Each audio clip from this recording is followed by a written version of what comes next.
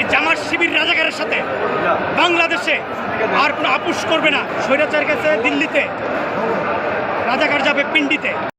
আমরা আজকে এখানে দাঁড়িয়েছি, হত্যাকাণ্ড ঘটেছে, আশা প্রকাশ করার মতো নাই। সেই হত্যাকাণ্ডকে কেন্দ্র করে আমাদের অ্যাক্টিং চেয়ারম্যান, 18 কোটি মানুষের তরুণের অভিভাবক তারেক রহমান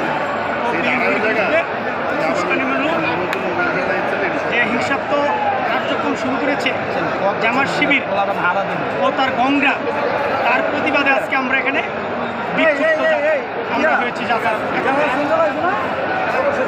আমরা বলে দিতে চাই, স্বৈরাচার গেছে দিল্লিতে, রাজাকার যাবে পিন্ডিতে, এটাই চূড়ান্ত সিদ্ধান্ত। জামাতের সাথে বাংলাদেশ জাতীয় দল, মুক্তিযুদ্ধর সংগঠকের দল, স্বাধীনতার ঘোষকের দল, সেই দল এই জামাত শিবির রাজাকারের সাথে বাংলাদেশে আর কোনো আপোষ করবে না।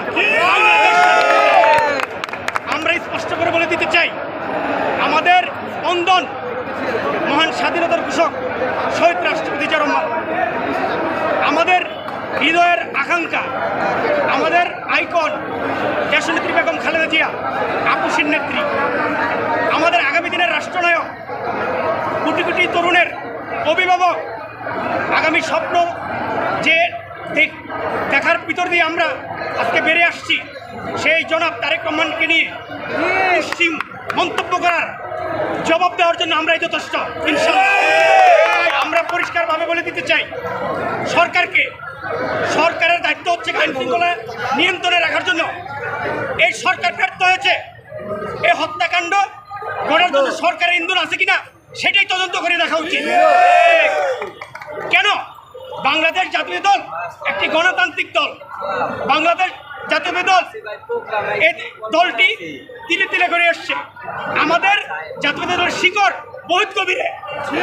আমাদের উপরে অত্যাচার, নির্যাতন, গুম, হত্যা, নির্যাতন সকল কিছু হয়েছে। এই জুলাই আগস্টে আন্দোলনে বাংলাদেশ জাতীয় দল সবচেয়ে বেশি ভূমিকা পালন করেছে, সেটা দৃশ্যমান। আপনারা যদি ভিডিও ক্লিপ দেখেন জুলাই আগস্টের প্রত্যেকটি ঘটনা বিশ্লেষণ করলে দেখবেন 99% হচ্ছে জাতীয়বাদী দল।